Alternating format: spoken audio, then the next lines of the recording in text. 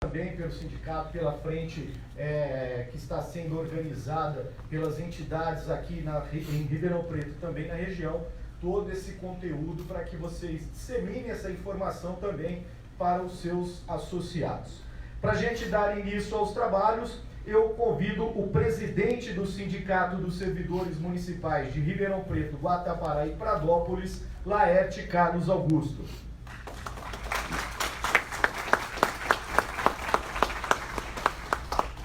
Quero convidar também para compor a mesa, representando o Sindifisco, o companheiro Chico César.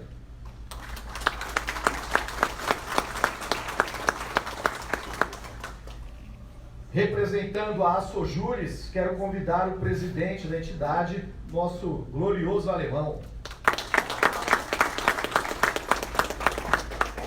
E, obviamente, vou convidar já o nosso palestrante, o Vladimir Nepomuceno, que com certeza vai trazer muitas informações. Eu confesso, hoje de manhã eu bati um papo com ele de 5, 10 minutinhos e olha, tem conhecimento de sobra que vai agregar demais para a gente, tá bom? Iniciando os trabalhos, eu passo a palavra ao presidente do Sindicato dos Servidores, Laerte Carlos Augusto. Presidente.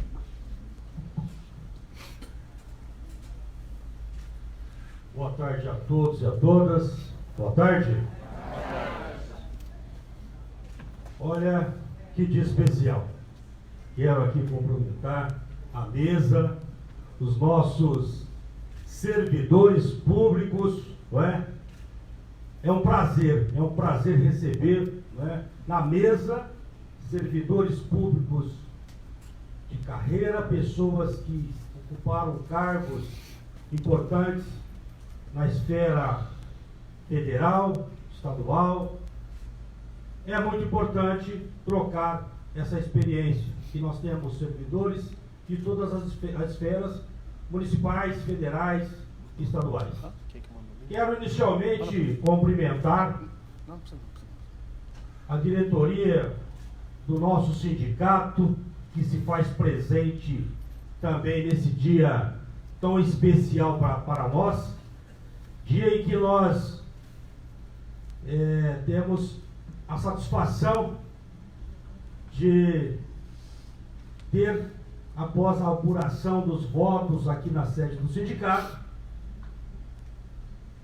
a brilhante surpresa, não é? É um trabalho, acho que as coisas não acontecem por acaso, um trabalho muito árduo dessa diretoria, e por isso teve, pelos nossos trabalhadores, a confiança de uma... Então, peço aqui um aplauso à diretoria do sindicato reeleita no dia de hoje.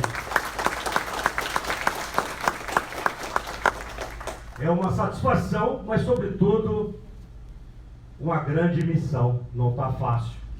Não está fácil defender o serviço público, infelizmente. Cumprimento também aqui todos os sindicalistas. Quero saudar as entidades que se fazem presente aqui no dia de hoje. Nós temos a Lesp, a Sojure, nós temos Sindifresp, a PM, PSP, a DUSP, Sindifisco, Sindicato de Pontal, também Sindicato de Sertãozinho presente, a região prestigiando esse evento, porque é importante muito a participação dos sindicatos, entender esse momento. Eu acho que, e a importância da presença da região aqui, os nossos representantes das centrais também, Central Única dos Trabalhadores, a OAB também, a Ordem dos Advogados,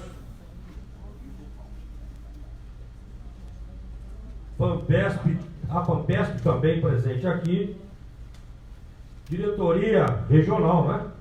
Diretoria regional. Temos também aqui Banco do Brasil, representado na tarde de hoje, companheiros da Central com lutas também, que se faz presente.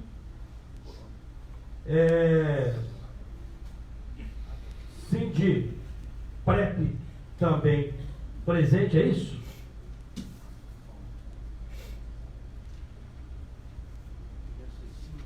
Sinsprep ou Sinsprep? Alguém do Sinsprep? Tem. Sinsprep. Bom, se eu esqueci alguém, depois é só falar que nós temos o compromisso de divulgar. Eu acho que esse movimento dessa frente é tão importante para nós, servidores públicos e também sindicalistas, diante do cenário e do momento que estamos passando, e um cenário de muita dificuldade. Por isso, essa palestra no dia de hoje, nós gostaríamos de ter preparado essa palestra de uma forma mais especial, mas culminou com o dia da apuração dos votos da direção. Então isso tirou um pouco a nossa condição de até preparar melhor o evento. Já estávamos nos preparando, mas aí são duas questões juntas. A questão da eleição do sindicato acabou atropelando um pouco esse processo. Então, do ponto de vista da organização, se sair alguma coisa um pouco tumultuada, um pouco fora do contexto, peço aqui as minhas desculpas, porque nós não tivemos efetivamente tempo para organizar, por conta de termos que fazer uma apuração de votos. Ontem, praticamente, não dormimos essa noite, então a coisa foi bem acalorada, mas eu acho que agora as coisas começam a entrar nos seus eixos. Quero passar a palavra aqui para os companheiros também, fazer as apresentações. Por gentileza, pode iniciar. Bom, professor Chico. Professor, boa tarde a todas e a todos. É muito bom ver um auditório desse, com essa capacidade de abrigar tantos servidores, né? Cheio. Eu agradeço a acolhida do Sindicato de Servidores Municipais em Ribeirão Preto. Agradeço ao Laerte, a toda a diretoria, aos companheiros que têm participado desde o final de janeiro das reuniões que a gente tem mantido sobre a frente em defesa do serviço público de Ribeirão Preto. E a gente acredita, sinceramente, que não tem como e não há mais tempo para que cada sindicato só fique no seu quadrado de representação diante de um momento gravíssimo, com a diminuição das atividades do Estado, com o banimento do bem-estar social previsto na Constituição de 1988, que vai ceifar não só os serviços, como vai prejudicar em muito para os usuários essa questão da diminuição da capacidade do Estado de prestar serviço. Há vários motivos pelos quais nós estamos juntos e nós resolvemos, então, construir essa frente de servidores e em benefício do serviço público de Ribeirão Preto. A gente acredita que dessa forma a gente pode estar contribuindo para mudar, no mínimo ou minimamente enfrentar o processo de desestruturação do Estado brasileiro, da Constituição de 1988 do bem-estar social. Eu passo a palavra, então agradeço a presença de todos. Volto a dizer, essa frente está em construção, ela não está fechada, e ao final nós vamos continuar, depois desse pontapé inicial com a vinda do Vladimir, com outras atividades. É preciso que a sociedade entenda o que está acontecendo com o Estado brasileiro e as políticas de desqualificação do serviço público e por que isso está acontecendo. Gostaria agora que passe a palavra diretamente para o alemão da Sojures, e aí vamos continuar os trabalhos. Obrigado a todos e boa palestra, Vladimir, e depois aos debates. Obrigado. Boa tarde a todos. Obrigado, Chico, colega dos municipais. Cumprimentá-los aqui pela condução para continuidade do trabalho. Nós sempre defendemos, somos contra o continuismo, mas somos a favor plenamente da continuidade de um trabalho bem feito. Então, a eleição deixa claro que os servidores municipais optaram pela continuidade de um trabalho que já vem sendo feito. Então, parabéns a todos aí, que tenham uma boa sorte aí nos novos trabalhos, né, diante de todas as dificuldades do momento. Agradecer imensamente a presença do professor Vladimir. A sua presença, professor, é de fundamental importância neste momento em que nós, trabalhadores do Estado, aqui do Estado de São Paulo, passamos por há 2 dias atrás aí, de uma reforma da Previdência Estadual, e no dia ainda de ontem aí, mais uma vez fomos atacados com já a toque de caixa com a aprovação do PLC, do Projeto 80, que regulamenta já a nova PEC, a PEC que fez mudanças muito além do que a reforma nacional, né, o senhor está acompanhando, e gostaríamos que vamos ter a oportunidade de trocarmos algumas ideias após a sua fala. Certamente pretendemos aí, na UTC, trazer algumas colocações que com certeza vão fazer com que a sua palestra aí seja ouvida por todo o Estado de São Paulo e todo o Brasil. Estamos aí televisionando direto pelo YouTube, transmitindo diretamente não só os nossos associados, como todos os servidores do Poder Judiciário. Somos aí em 53 mil servidores na ativa, com mais 20 mil trabalhadores inativos.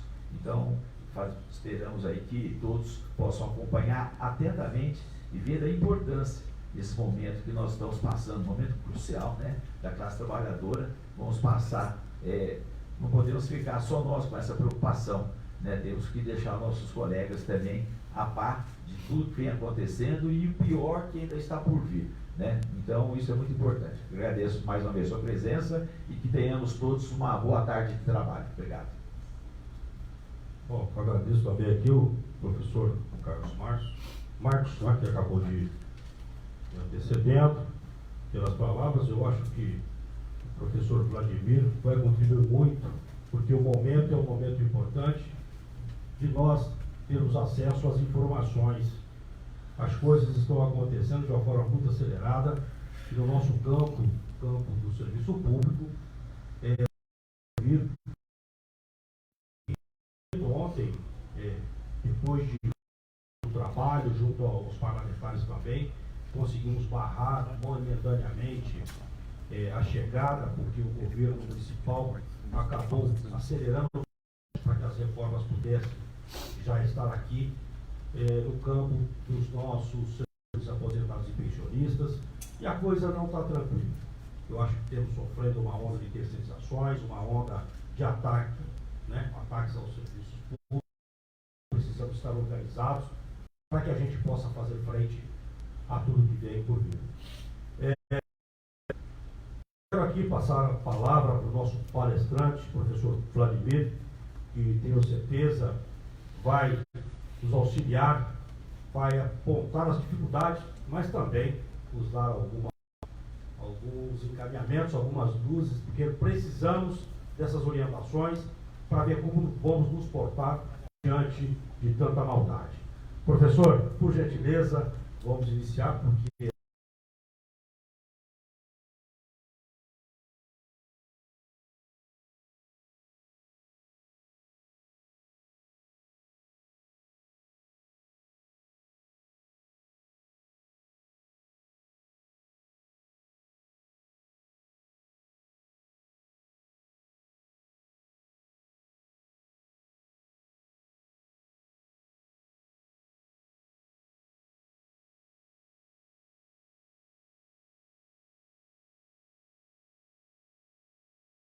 acho que quando o trabalho é bem feito, ele tem que ter continuidade.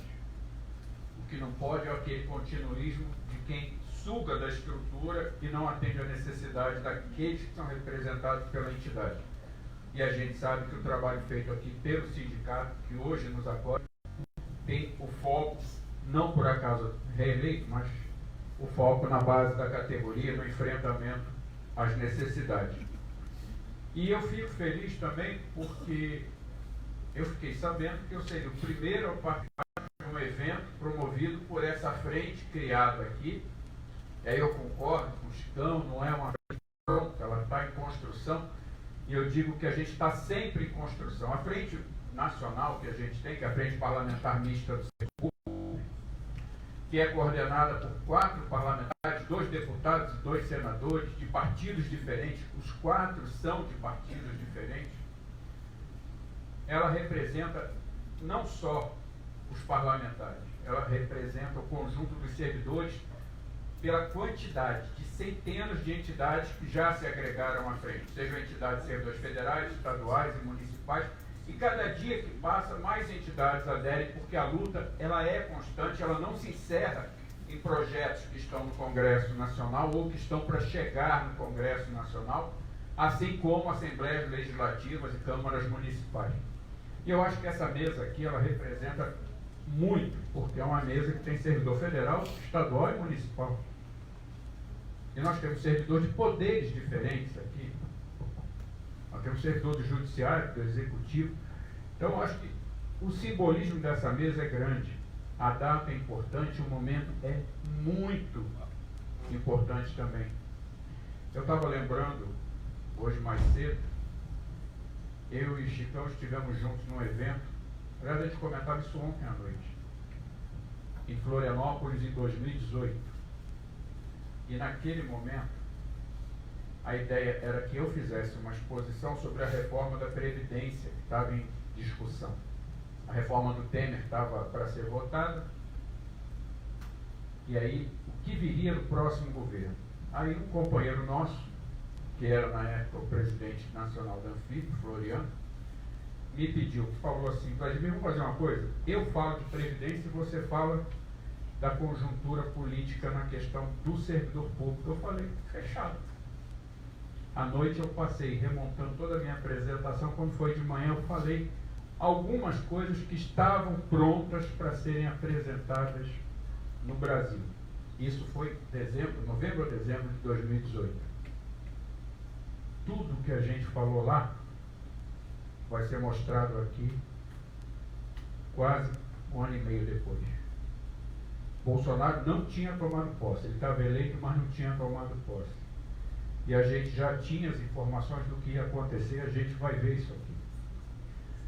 Ou seja, nós não estamos enfrentando nada novo, nós estamos enfrentando um projeto muito bem montado, muito bem estruturado e com um objetivo muito claro. Por exemplo, tem um material distribuído pelo governo no ano passado, que é justamente esse. A capa é aquela tela de lá. Menos máquina, mais social. Governo justo, eficiente e fraterno. Eu até hoje não consegui saber exatamente com quem. Com o povo, não é. Com o servidor, também não é. Justo, nunca foi, porque quem defende um lado só não pode ser justo. Eficiente, não é. E fraterno, a Polícia Militar de São Paulo deixou claro qual é a fraternidade que tem o governo nos 3 níveis com o servidor público. E aqui, está pequeno, mas eu vou dizer para vocês o seguinte, está escrito ali: o custo e os resultados da administração pública brasileira, aumentar a capacidade de investimento do Estado e do retorno para a sociedade. Outra coisa, reduzir a complexidade e implementar uma gestão que coloque o serviço público na vanguarda. E a terceira coisa, aproximar o serviço público do cidadão, uma vez que o Estado existe para servir a sociedade.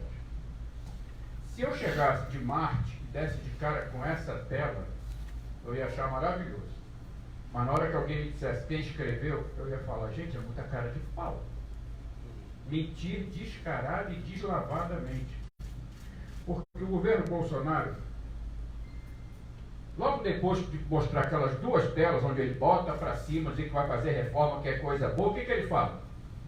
Que a despesa com o pessoal no Brasil é alta. E não só alta, crescente.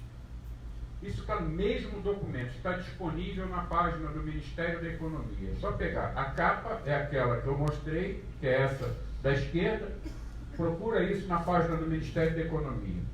Eu só fiz um apanhado dos tópicos que eles tratam no documento. Uma outra coisa que eles dizem: o alto custo do Estado não garante melhores serviços. Eu diria que não é o alto custo. É a má gestão, é a corrupção e o roubo que fazem com que o Estado não garanta melhores serviços. Outra coisa, a máquina tira espaço para investimentos na sociedade. Desde quando? Qual é o estudante de economia que acredita nisso? Só tem uma pessoa que acredita nisso, é Paulo Guedes. Ali na última linha, a alta relevância das despesas com o pessoal. E a irrelevância, no caso deles, é uma coisa ruim, que chama atenção. É relevante porque se destaca. O que mais que eles falam? Que o número de servidores é crescente.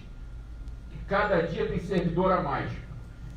Não por acaso, nós temos alguns grupos de comunicação, Folha, Estadão, o Globo, e aí a gente junta todos eles, tem rádio, televisão, jornal, internet, redes sociais, tudo mais.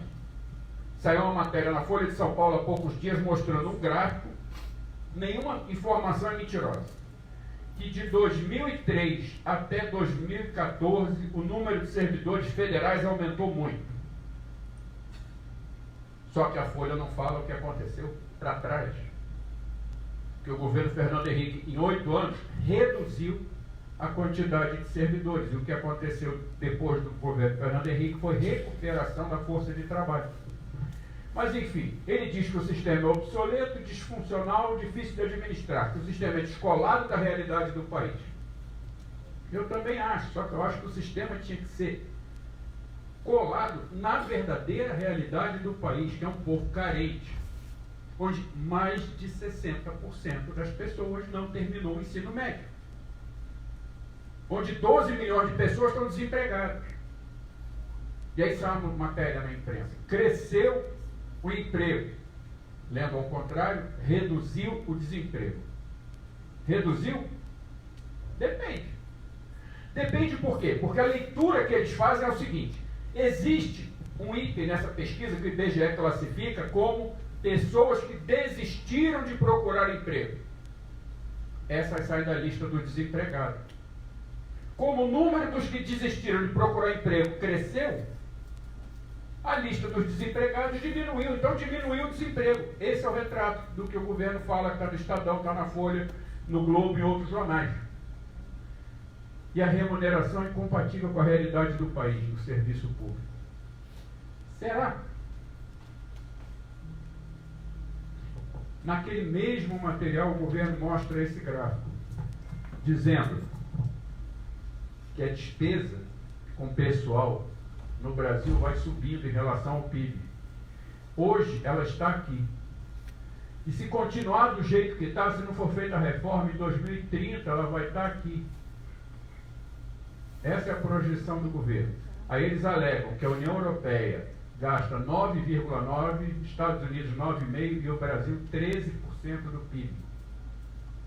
E dizem que quase 1/7 do que o país produz, ou seja, do produto interno bruto, é para gastar com salário de servidor público. Está no documento do governo federal. Por isso que eu chamo de cara de pau. Porque isso aqui são dados oficiais do próprio governo que ele não divulga. São dados do IPEA, um órgão federal ligado ao Ministério da Economia. Pois muito bem, essas barras aqui significam a despesa de pessoal. Aqui eu tenho o produto interno bruto federal. Aqui eu tenho o estadual. E nessa mais em cima, o municipal. Somando tudo, está aqui, ó, o produto interno bruto das 3 esferas. Pergunta idiota. Cadê esse crescimento que o governo fala? A gente desmente o governo federal com informações do próprio governo federal.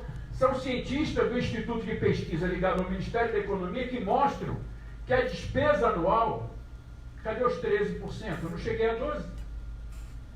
Olha aqui. Ao longo dos anos, de 2006 a 2017, são 11 anos. E saiu ontem, por isso não está ainda nesse gráfico, uma informação muito importante. O número de servidores públicos no último ano reduziu muito. Um dos motivos, a reforma da Previdência, que fez com que muitos servidores antecipassem a sua aposentadoria. Outro foi, literalmente, perder o interesse de continuar no serviço público. Bom, despesa não é verdade. E a quantidade de servidores públicos? O que nós temos aqui? Aqui a população brasileira, que chegou a 220 milhões. Aqui está 200 nessa linha branca, aqui já está um pouquinho acima. A população cresce. Aqui a população economicamente ativa, ou seja, aqueles que têm trabalho formal. Aqui deixou de contar. O que a gente vê? A população cresce, o número de trabalhadores cresce, mas a gente vê que aqui a distância é menor do que aqui, consequentemente o número de empregados cresce menos do que deveria. O ideal seria essa distância se manter igual ou diminuir, significaria mais emprego, não tem. Pois muito bem, tem servidor demais? Vamos aqui embaixo. Essas barras escuras são trabalhadores da iniciativa privada. Nós, servidores, estamos aqui na barra laranja. Como é que tem servidor demais? Se o crescimento foi quase nenhum. Desde quando? Desde 1980 até hoje. O crescimento foi pequeno. Aqui foi um pouco maior, que foi quando houve reposição para tentar recompor a força de trabalho. E aí, a gente pega uma coisa que o governo adora usar, referência internacional. Eles falam, não, porque a média no país A é assim, a média no país B é assado, no exterior não sei o quê. Então vamos ver o que diz a OCDE, que é o órgão que o presidente da República faz tanta questão de lamber a sola do sapato do presidente dos Estados Unidos para ver se entra. Esse mesmo órgão diz o seguinte: em 31 países onde foi feito o estudo, o último colocado é a Colômbia. O Brasil é o 26º colocado na relação de percentual de trabalhadores do serviço público no conjunto da população ocupada. Ou seja, o Brasil não está nem na média, que aqui não é nenhum país, esse 21 de cor diferente, é a média que a OCDE acha que seria o ideal. Daqui para cima tem muito servidor, daqui para baixo tem pouco. O Brasil é um dos últimos colocados por um organismo internacional do grande mercado, do mundo capitalista. Não é nenhuma entidade sindical, não é nenhuma força política de esquerda. Isso aqui é dado pela CDE, o organismo do grande capital internacional, dizendo quantos servidores tem. Só que essa história não começou agora, no governo de Bolsonaro. A gente comentava hoje, depois do almoço, que nós vivíamos o começo da criação de um sistema de proteção social no Brasil depois da ditadura militar. A Europa teve o seu crescimento, teve o seu estado do bem-estar social a partir da Segunda Guerra Mundial. Acabou a guerra, tinha que reconstruir a Europa e, ao mesmo tempo, tinha que evitar que a influência da União Soviética crescesse por cima da Europa. O que foi feito? Qualidade de vida para o trabalhador e para o povo em geral na Europa. Não por acaso, vários países europeus implantaram o sistema de saúde público gratuito, educação também.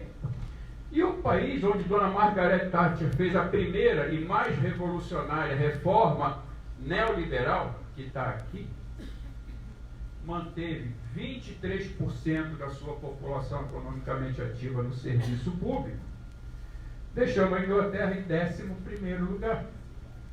Depois da reforma neoliberal feita na Inglaterra, onde a saúde é pública e gratuita para toda a população. Onde a educação é pública e gratuita para toda a população.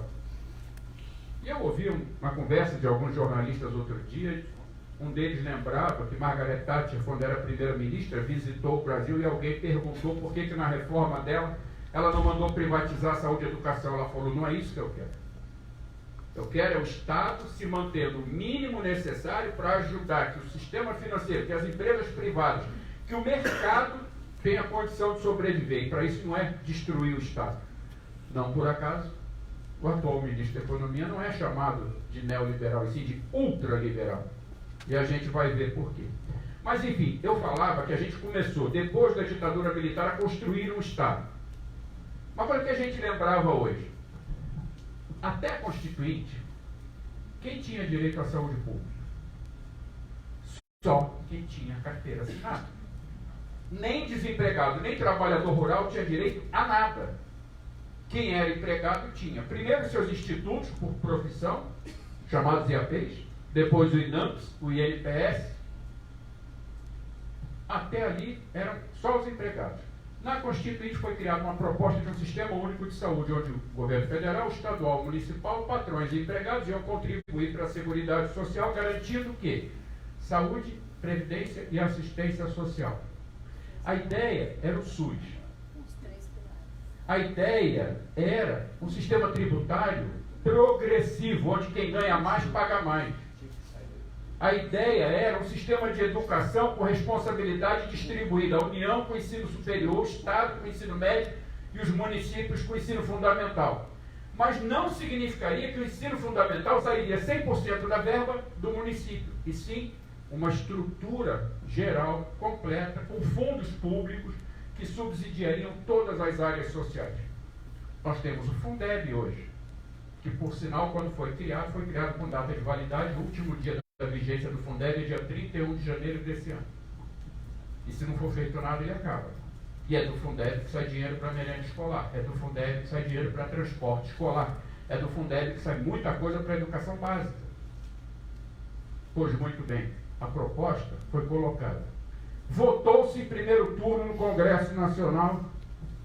No dia seguinte, o mercado financeiro internacional deu pulos, com raiva. Por quê? Eles já estavam implantando no Chile o que Pinochet fez com o pessoal da Universidade de Chicago, que era um projeto neoliberal de privatização de 100% do serviço público. A bomba estourou, agora 40 anos depois, só que o problema não foi estourado agora. O que estourou foi a informação, porque no Chile, hoje, 100% é privado. Um determinado bairro de uma determinada cidade, a renda é baixa. A empresa privada responsável por água e esgoto não vai até lá. Eu não vou ganhar dinheiro. Energia elétrica? Também não.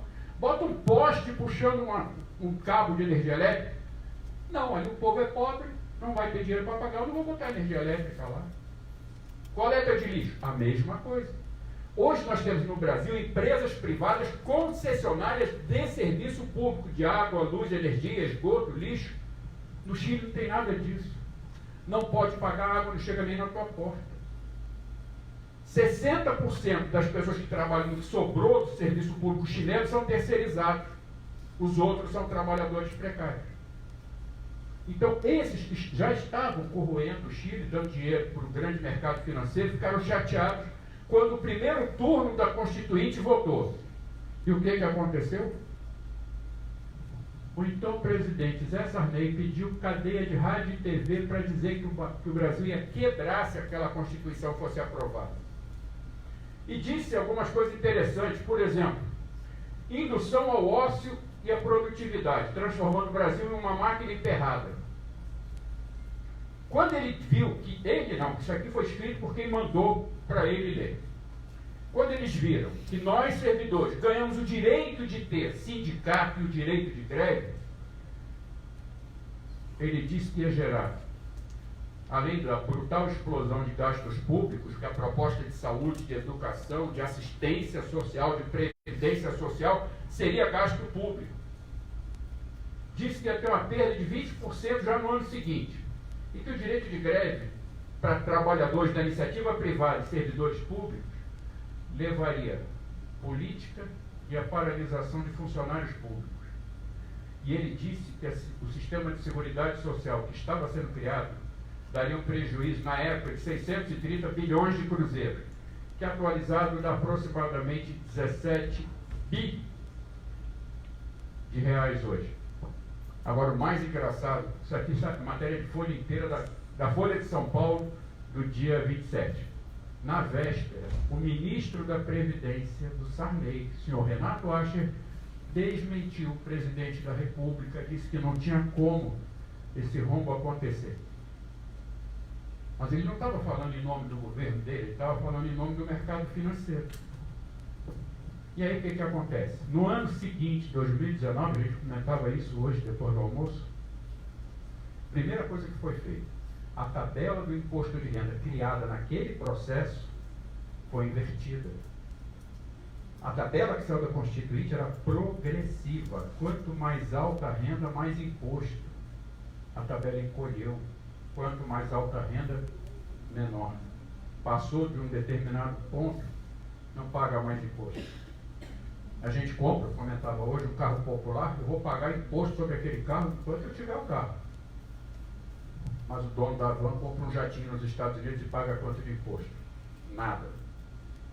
O pessoal do mercado financeiro aplica fortunas na ciranda financeira. Quanto eles pagam de imposto sobre o que eles ganham ali? Nada. Mas o trabalhador tem seu imposto descontado no contra-cheque. Ou no olerite, como vocês falam aqui em São Paulo. Quebrou? Isso aqui foi falado em 88. Não quebrou, mas eles começaram a dilapidar. Daí, o mercado financeiro tomou uma decisão. Nós temos que colocar alguém que cumpra o papel que nós precisamos de fazer no Brasil, que está sendo feito no Chile. Montou-se um golpe e garantiram a eleição de um cara que não tinha a menor popularidade, a menor representatividade, que foi Fernando Collor de Mello em 89. Aqui no Brasil, o presidente se elege em outubro e toma posse em janeiro. Normalmente ele gasta esse tempo entre a eleição e a posse para montar a equipe e também tirar uns dias de férias para descansar. Pois Fernando Collor e a primeira-dama foram descansar no litoral oriental da África, nas Ilhas Seychelles, perto de Moçambique. Para quem não sabe, as Ilhas Seychelles são um dos maiores paraísos fiscais do mundo, onde milionários, apenas milionários, conseguem entrar para pagar a despesa que é cobrada lá, para tomar banho de praia, para frequentar os resorts, para andar de iate e tudo mais. Por que ele foi para lá? Porque ele queria descansar, ficar lá no Oceano Índico? Pode ser, mas coincidentemente estavam lá as equipes de Margaret Thatcher, que era a primeira-ministra da Inglaterra, e de Ronald Reagan, que era presidente dos Estados Unidos, os dois baluartes do neoliberalismo mundial e que bancaram a ida de Milton Friedman, que era o pai do neoliberalismo da Universidade de Chicago, para ser assessor do Pinochet do Chile. Só que Collor fugiu do controle. Aí, um amigo meu, jornalista lá em Brasília, disse que teve uma conversa na Embaixada Americana, onde foi feita a seguinte pergunta: se a gente tirar esse moleque que está aí, o vice, dá conta da gente continuar as reformas? Não, o vice é inócuo, não atrapalha. Querem Itamar Franco. Então vamos fazer o seguinte: derruba esse cara, põe o vice para tapar buraco e já encaixamos uma pessoa dentro do governo desse cara para ele poder preparar o que nós queremos fazer, que é retomar a partir do primeiro momento da eleição seguinte. Quem foi? O ministro da Fazenda de Itamar, colocado pelo mercado financeiro, chama-se Fernando Henrique Cardoso. Não por acaso, plano real. Estabilidade econômica, por conta da preocupação com o povo? Não, por conta do interesse do mercado financeiro. E ele foi, não por coincidência, candidato a presidente da República e eleito. O que aconteceu? Ele começou o processo de desmonte de tudo aquilo que a gente tinha colocado na Constituinte na área social. O desmonte da máquina pública começou ali e foi se acentuando. Congelamento salarial de servidores. Sem falar nada, a pouquíssima realização de concurso público, era um aqui, outro ali, quase não tinha. E vinha num processo. No final do segundo mandato, a ideia era eleger o sucessor para aprofundar as reformas. E isso foi interrompido porque eles não fizeram o sucessor. Como eles tentaram na eleição seguinte, e não conseguiram, e tentaram na outra, e não conseguiram, e foram tentando, só tinha um jeito. Já tiramos um, tiramos o outro. E aí, em 2016, foi dado um golpe. Independente se a pessoa é de esquerda, de direita, conservador, progressista, isso não me importa agora. O golpe é constatação. foi muito bem montado pelos donos do poder mundial.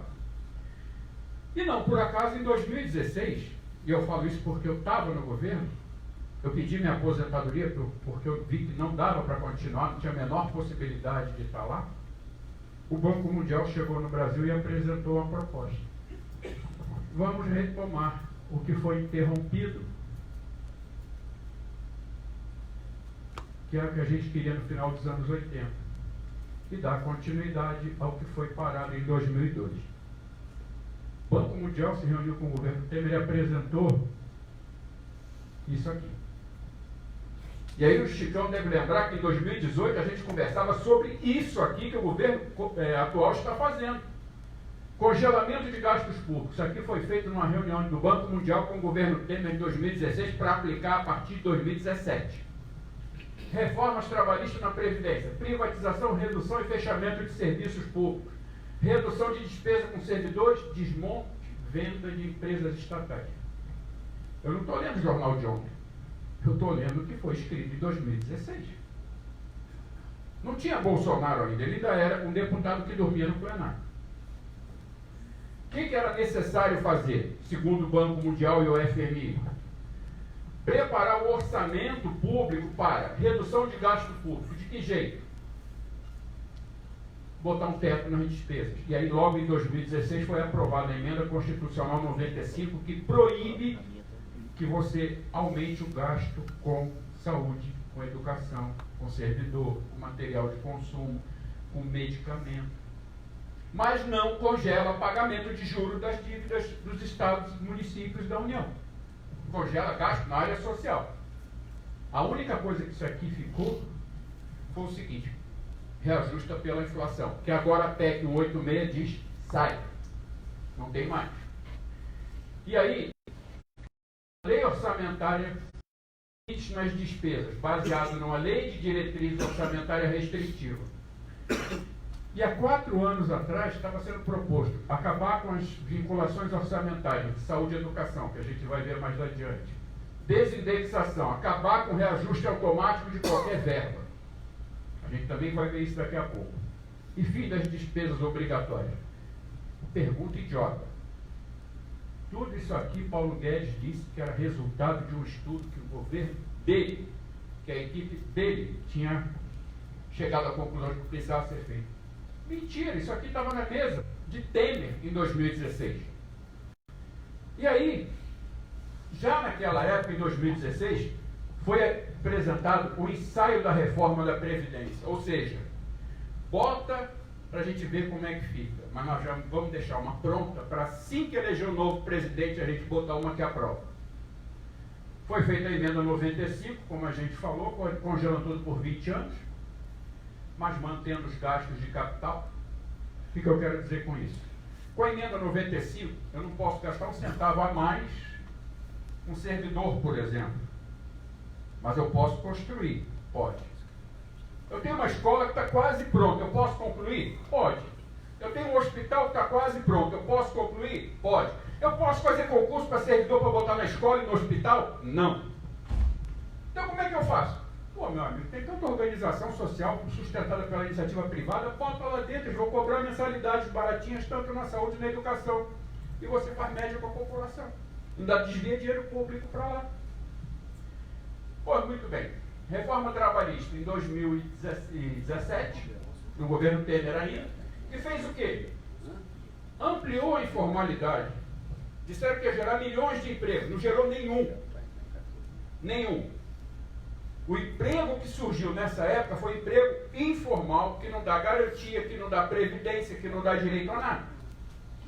E aqui já estava decidido criar uma coisa que foi feita agora pelo governo Bolsonaro, que é a chamada carteira verde e amarela. E aí vem a pesquisa do IBGE, agora em 2020, fala assim, subiu o número de empregados pela carteira verde e amarela. O que a imprensa não diz é que mais da metade das pessoas que foram contratadas pela carteira verde e amarela estão no trabalho intermitente. Significa o quê? Chama quando o dono da empresa precisar. Quantos foram chamados? Menos da metade. O que adiantou?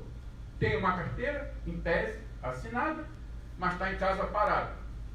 Ou está trabalhando de Uber, ou está com o iFood nas costas, e esse não é considerado desempregado, porque está com a carteira intermitente assinada, que pode ser chamada a qualquer momento, e está trabalhando de maneira informal, irregular, para aplicativo. Pois muito bem, tarefa do Temer era para fazer pouca coisa, porque ele tinha 1 ano e meio de mandato. Fez o congelamento e a reforma. Entra Bolsonaro. Primeira coisa, e eu comentava isso mais cedo, reforma da Previdência. A PEC número 6, que virou Emenda Constitucional 103, foi entregue ao Congresso Nacional no primeiro dia útil do ano passado. O presidente tomou posse em 1º de janeiro, no primeiro dia útil de fevereiro eles entregaram ao Congresso Nacional, dizendo, está aqui a nossa proposta de reforma da Previdência. Nossa de quem, cara pálida? Qual o governo que faz uma proposta de reforma tão profunda em menos de 30 dias? Ou será que já estava pronto? Ou será que ele recebeu das mãos do antecessor dele, que já vinha construindo com o pessoal do Banco Mundial e do Fundo Monetário Internacional? E aí, para completar a reforma trabalhista, a medida provisória 905, que está em discussão esta semana no Congresso. E aqui ele aproveita, todo mundo discutiu a carteira verde e amarela. 1940 emendas essa medida provisória teve. Agora, muita gente discute a relação de trabalho aqui, mas não discute que dentro dela já veio mais um passinho pequeno da reforma administrativa. A gente lê a medida provisória, não vê nada que fale de reforma administrativa, mas lá no final diz assim: revogam-se da lei tal, artigo tal, da lei tal, artigo tal, da lei tal, artigo tal, e de uma determinada lei no artigo tal, revoga o serviço social do INSS. Acabou. Não tem mais. E faz o que com o assistente social do INSS? Distribui para outros setores. Não tem mais atendimento do serviço social do INSS. Um detalhe, o público atendido por esse serviço social é de pessoas idosas, carentes, boa parte analfabetas ou semi-analfabetas, que precisam de um suporte para serem atendidos. Coisa que sem o serviço social não dá certo. E aí começou. PEC 186, 187 e 188. Função das três: redução drástica de direitos sociais, aumento de direitos fiscais para o sistema financeiro. E eu botei aqui apresentada de forma irregular no Senado pelo seguinte: toda proposta do governo, não importa se é emenda constitucional, projeto de lei, medida provisória, tem que ser entregue na Câmara dos Deputados. Isso está escrito na Constituição. Mas todo mundo viu na imprensa uma foto com o presidente do Senado, um bando de parlamentar, recebendo a proposta do governo com as três propostas de emenda constitucional. Mas peraí, a gente acabou de falar que é inconstitucional, tem que entregar na Câmara. Como é que ele entrega no Senado? Simples. Ele pegou o texto escrito sem assinatura, entregou para o líder do governo no Senado, o líder assinou como sendo dele a proposta. Oficialmente, essas três PECs não são do governo, são do senador Aloysio, líder do governo do Senado. É uma burla? É. É uma irregularidade? É. E num debate que eu participei no Senado, eu questionei o consultor jurídico do Ministério da Economia sobre isso. Ele falou: qual o problema? Vocês vão entrar no Supremo? Entra, derruba. Eu pego outro senador, ele assina e eu ponho de volta no mesmo lugar. E vocês vão ficar derrubando e a gente vai ficar pondo no lugar. Então deixa quieto que vai passar assim. Por quê? Porque no Senado é mais fácil. Qual é a composição do Senado? 50% do Senado é empresário. 30% do Senado é profissional liberal. Onde tem profissional liberal do Senado, entenda-se, boa parte assessores e consultores do mercado financeiro, advogados de grandes grupos empresariais. E o que sobra para as outras profissões todas? 20%. Ali tem um metalúrgico, uma médica, um gráfico. Não chega a 20 no meio de 81 senadores. Mas, enfim, a reforma administrativa está sendo encaminhada aos pedaços em projetos de lei e medida provisória. A gente vai ver daqui a pouco o que tem na tal proposta de emenda à Constituição que deve vir. A reforma sindical.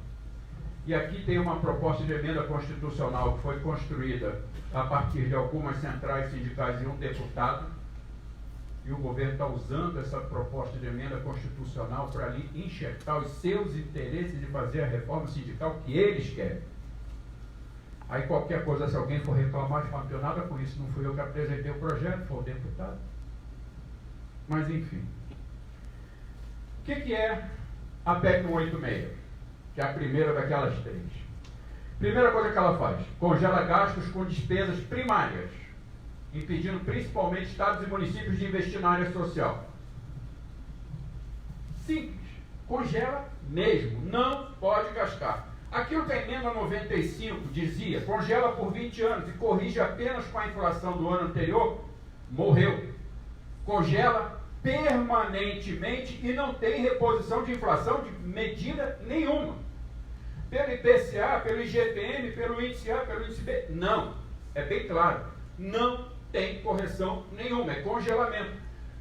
Mas vem cá, a população aumentou. Eu preciso aumentar a despesa com saúde. Não pode. Eu preciso aumentar a despesa com educação. Não pode. Não, mas eu não vou contratar nenhum professor. Precisa de mais material. Não pode. Mas vem cá. Isso aqui, ó. Permanente? Beleza. A emenda também propõe redução da folha de pagamento. É uma. Na verdade, são 3 propostas de emenda constitucional propondo reduzir salário de servidor público. Aquela história que está na Constituição. Salário é alguma coisa irredutível? Continua, não vai tirar. Qual é a saída? Eu reduzo a jornada de trabalho e reduzo o salário proporcionalmente. Se eu reduzir 10% da jornada, eu posso reduzir 10% do salário. Se eu reduzir 25% da jornada, eu posso reduzir 25% do salário.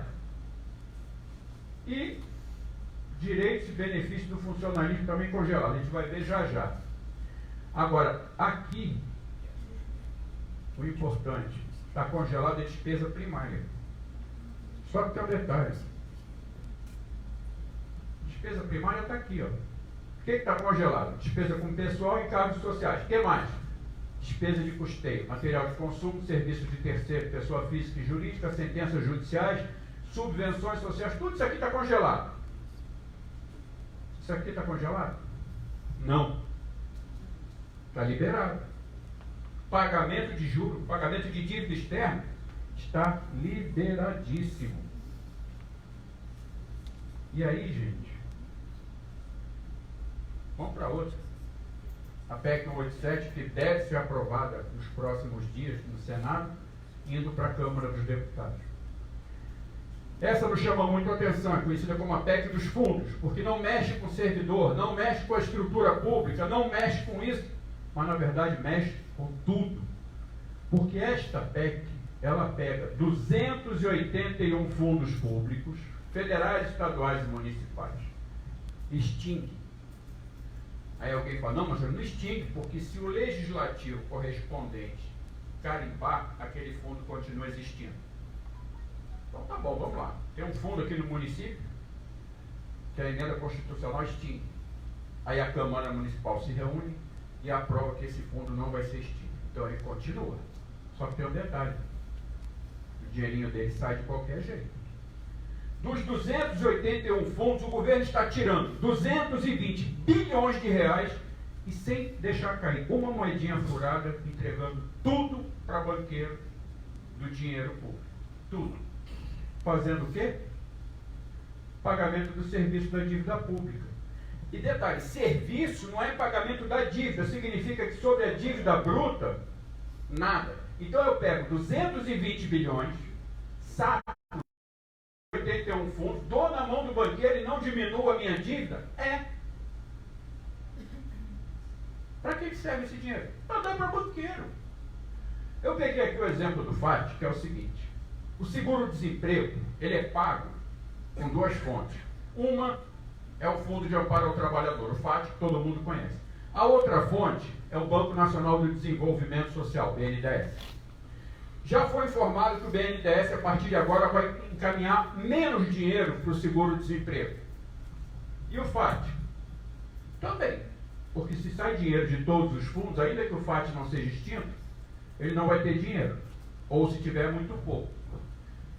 justamente quando a gente tem 12 milhões de desempregados no Brasil precisando de ajuda, que dependem, ainda que temporariamente, de um seguro-desemprego, você vai dizer que as duas fontes do seguro-desemprego, uma seca e a outra diminui?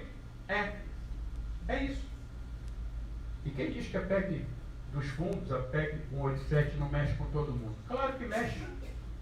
Entre os fundos, esporte, saúde, educação, segurança, assistência social. Tudo isso, principalmente estados e municípios, vem de fundos públicos. O fundo que continuar existindo, desses 281, começa com caixa zero. Porque o máximo que o legislativo vai poder fazer é dizer que continua existindo, mais nada. A PEC 188, que é a chamada DDD, do Paulo Guedes, ela desvincula os recursos da saúde e educação. O que significa isso? Pela norma atual, os estados têm que botar 25% da educação e 12% na saúde, 37%. Os municípios, 25% na educação e 15% na saúde, 40%. O que acontece aí? Não é mais isso. O que eles vão ter é 40% e 37%. Se o prefeito quiser botar 40%, 39% num e 1% no outro, está liberado. Ele não é obrigado a botar 25% e 15%. O 25% e 15% é apenas referência para ter acesso ao dinheiro. No que tiver acesso é 40%. Eu posso botar 39% e 1%, 38% e 2%. E no estado eu posso botar, como disse um colega, para não dizer que não deu nada, dá 7 para um e fica com 30 para o outro. Ou você estrangula a saúde, ou estrangula a educação. Lembrando que, na prática, nenhum estado, nenhum município gasta só isso, mas é só isso que eles vão ter. E aqui, ó, Fundo Social, que está na norma constitucional federal, que garante educação e saúde, acaba, está na PEC 188.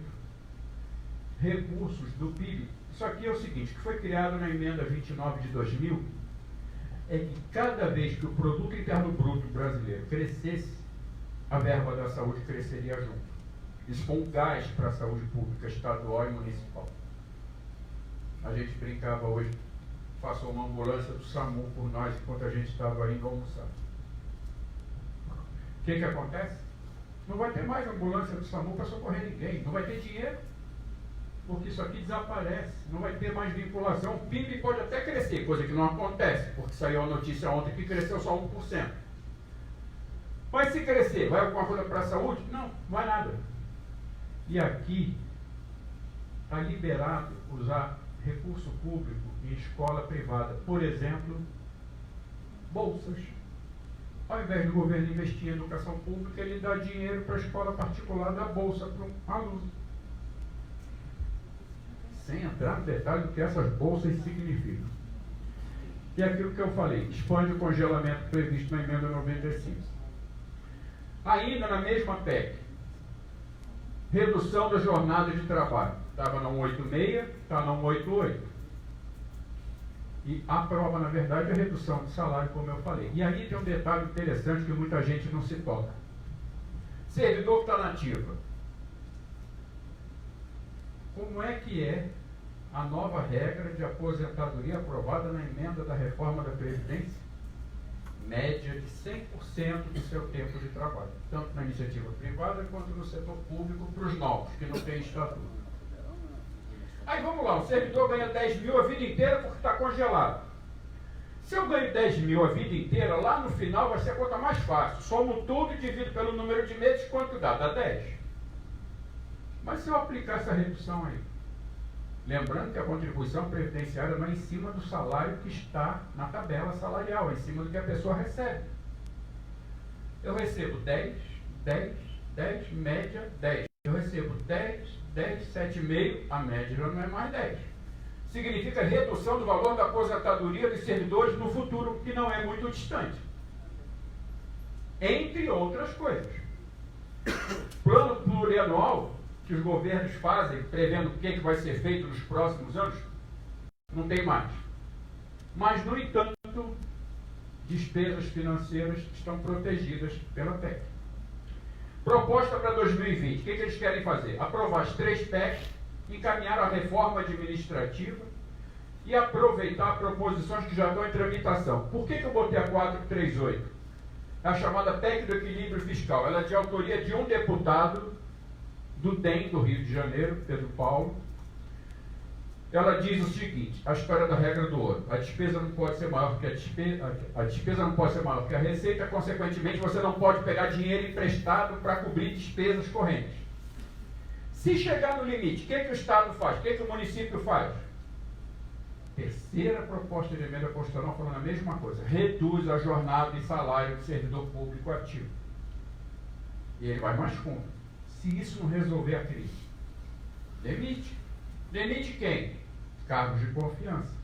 Se isso não resolver o problema, os servidores não estáveis, tipo quem está no estágio probatório. Se isso não resolver, autorizada a demissão de servidor estável, com insuficiência de desempenho. Enquanto isso, o governo vai soltando mais medidas provisórias, decretos e tudo mais. E aqui, eu vou passar as telas rápido, só para a gente ver. Por exemplo, nas duas propostas de emenda constitucional, suspensão da concessão de vantagens, aumentos e reajustes, qualquer adequação na remuneração. A PEC 186, como é emergencial, congela por 2 anos. E a 188, sempre que tiver problema na lei de responsabilidade fiscal e na regra do ouro. Ou seja, por prazo indeterminado. A mesma coisa, alteração de carreira que possa gerar aumento de despesa. 2 anos numa PEC, tempo indeterminado na outra. Concurso público, exceto vacância previstas. Que vacância que está prevista? Reposição de chefia e direção. Sai um chefe e nomeia outro. Isso aumenta a despesa? Não. Mas contratar um servidor novo aumenta. Tanto quanto a fortuna de 2 salários mínimos? Não dá, né? Mas enfim. Criação, majoração de auxílios, vantagens, bônus, abonos e verbas de representação. Qualquer coisa que a pessoa receba além da sua remuneração, se receber, será congelado. Aumento de benefícios. Quem faz trabalho externo, que recebe diária, auxílio alimentação e transporte, pode se preparar. Por tempo indeterminado, não vai sofrer reajuste de 1 centavo. Redução da jornada de trabalho. Mais uma PEC. E aqui, ó, está vedado. E aqui é uma coisa interessante. Por exemplo, nós estamos brigando na justiça para receber o pagamento retroativo de uma despesa que a gente tinha direito. A PEC 186 diz o seguinte: não pago. Mas foi aprovado pela Câmara Municipal, pela Assembleia Legislativa. Está no orçamento? Não. Então não pago. Aí eu pergunto, como é que vai ter no orçamento uma coisa que eu estou aprovando agora? Ah, quando colocar no orçamento a gente paga. Mas é decisão judicial, o juiz mandou pagar. Está no orçamento? Não. Então também não paga. É isso que está na proposta. É botar na Constituição calote para o servidor. A mesma coisa, vantagens, auxílios e bônus. E o detalhe, eles distribuíram uma parte na PEC 186 e uma parte na PEC 188. Você não leva o dinheiro que você ganhar na justiça ou numa nova lei? Nunca. E aí, isso aqui eu debati com um assessor do Ministério da Economia lá em Brasília, no Senado. Retiro da Constituição a revisão geral não. O que quer dizer isso? No texto da Constituição diz que está garantido. Só que a própria Constituição diz que se o Executivo, por exemplo, provar que no orçamento o dinheiro que tem não é suficiente, ele pode não dar reajuste. Mas se a entidade sindical, tipo aqui, ó, auditor fiscal que sabe fazer conta, mostrar, meu amigo, o orçamento tem dinheiro, ele pode buscar a revisão geral. Então, para não correr risco do servidor ter direito de buscar, eles mandaram retirar do texto constitucional. E a PEC 438, daquele deputado que eu falei, ela impede empréstimo para despesa de pessoal, podendo reduzir a folha até 25, e o que eu falei, autoriza demissão. O que mais que tem lá? Eu falei que pode demitir servidor estável por insuficiência de desempenho. Tem 3 projetos andando no Senado e na Câmara, os 3 dizendo a mesma coisa. Aplica uma avaliação de desempenho se o servidor não passar, rua. E aí, o relatório do Banco Mundial, apresentado no ano passado. Aqui eu vou passar rapidinho, porque algumas coisas a gente já tocou no assunto.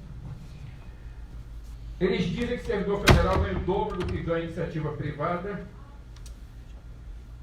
e dizem que servidor estadual ganha um pouco menos que o servidor federal, mas também ganha muito mais do que a iniciativa privada. Eles dizem que o salário inicial do servidor é alto. A distância entre o piso e o teto é pequena, que eles chamam de taxa de compressão, a gente chama de amplitude, que o servidor chega rápido demais do piso ao teto da tabela. E dizem uma coisa que eles acham um absurdo no Banco Mundial: pagamento por desempenho, quase todos os servidores recebem. O que é isso? Na área federal tem uma coisa chamada desempenho institucional e individual. Se a instituição atinge meta, todo mundo ganha. O individual é que é separado. Eles acham que não tem que ter institucional, é só individual. E outra coisa, o servidor leva para a aposentadoria aquela gratificação de desempenho, ainda que seja uma média daquilo, eles também são contra. Servidor, em vez de se aposentar, incentivar a botar todo mundo para fora. O pessoal é antigo, tira o abono permanência, manda essa turma para casa. E recompõe? Não recompõe.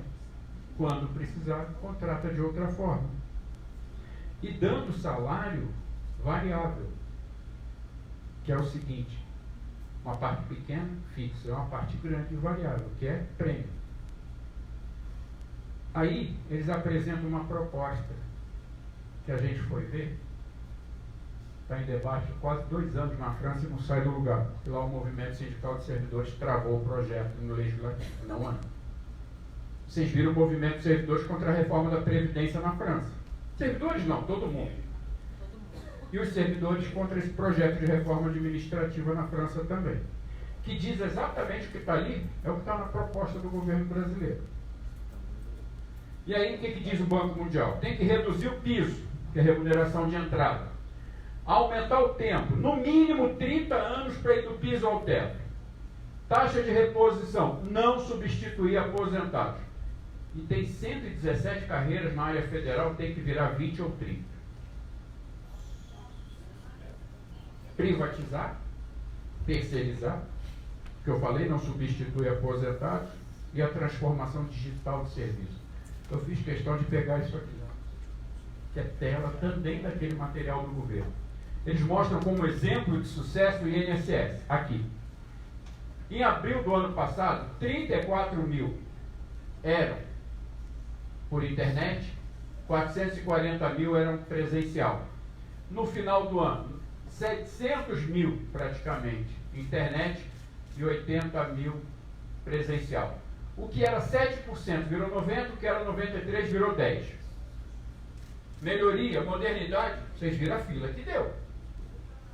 Simplesmente eles expulsam o segurado da agência do INSS.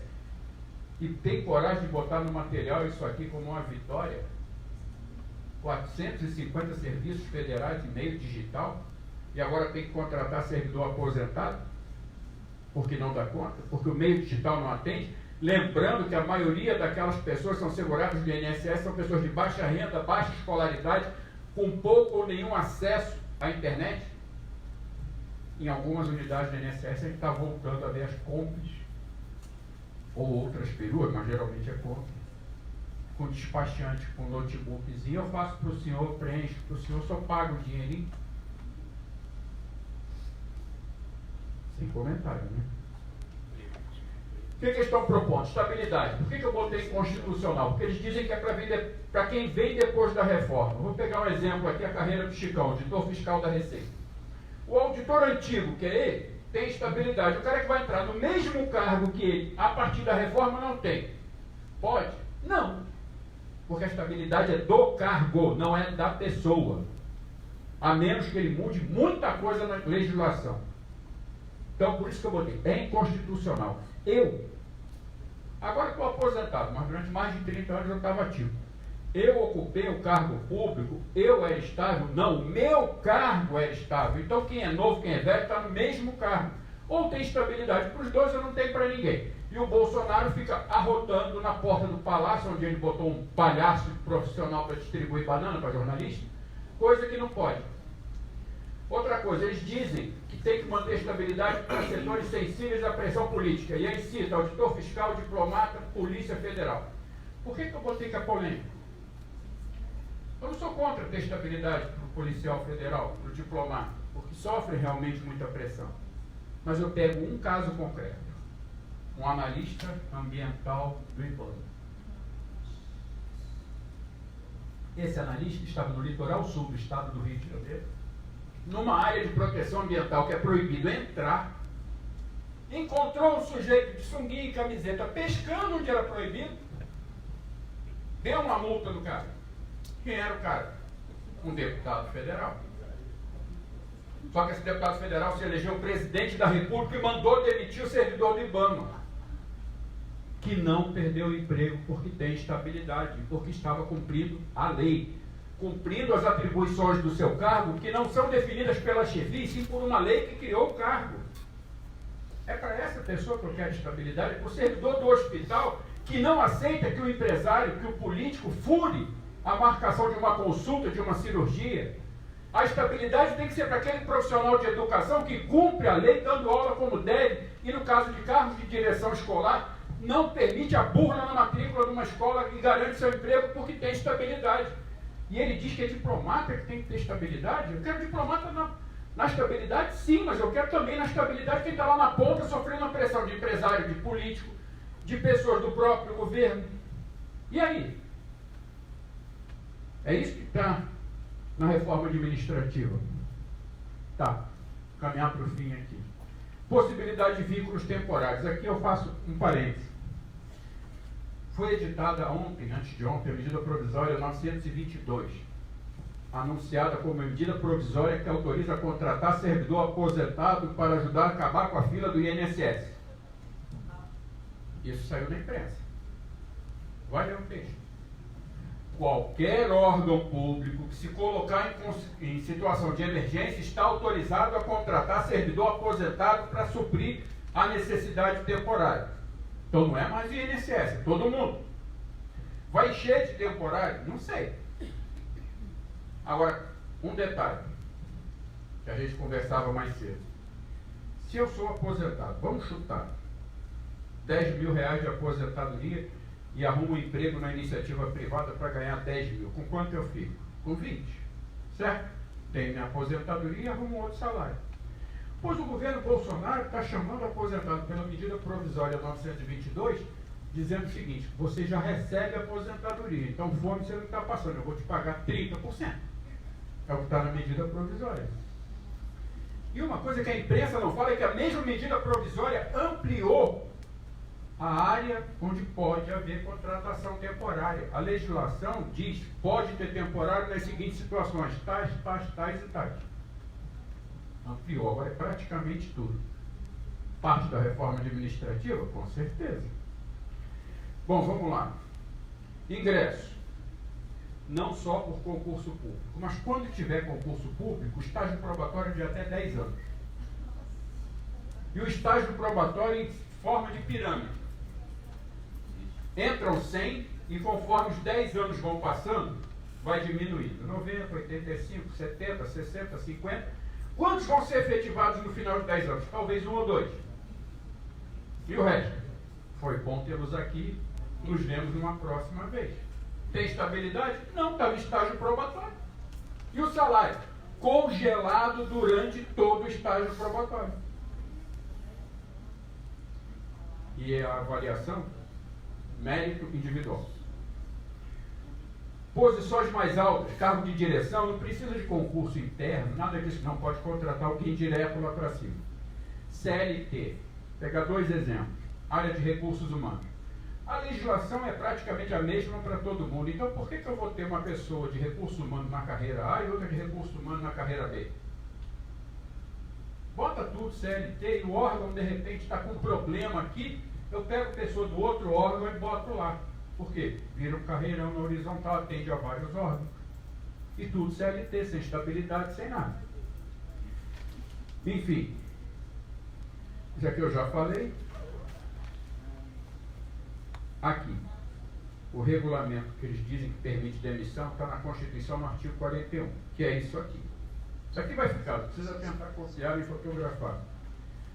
Só depende da lei. Como eu mostrei, tem 3 projetos para isso. Mobilidade é o que eu falei, você pode deslocar um servidor do lado para o outro, as carreiras também, congelamento independente de pessoas. Aprovou a reforma administrativa, 3 anos de congelamento salarial. Mas peraí, eu já tenho a minha progressão na tabela. A tabela está congelada, mas eu posso progredir. Meu amigo, leia a PEC 186, 187, 188. Não tem progressão. Além de não ter progressão, tem congelamento. Ou seja, se você não levar um tiro do canhão que está do seu lado esquerdo, você leva um tiro do canhão que está do lado direito. Mas tiro você vai levar. Não tem uma PEC. A reforma é muito maior do que isso. Redução de benefícios, que já está nas 3 PECs. Greve no serviço público. A ideia é acabar com o direito de greve no serviço público. A Lei 7783, para quem não lembra, teve um incidente gravíssimo na Siderúrgica Nacional em Volta Redonda, no estado do Rio. Morreu o operário. Tem até um monumento feito lá para os mártires. Dali saiu uma proposta draconiana feita pelo Sarney. E eles estão dizendo que aquilo ali é leve.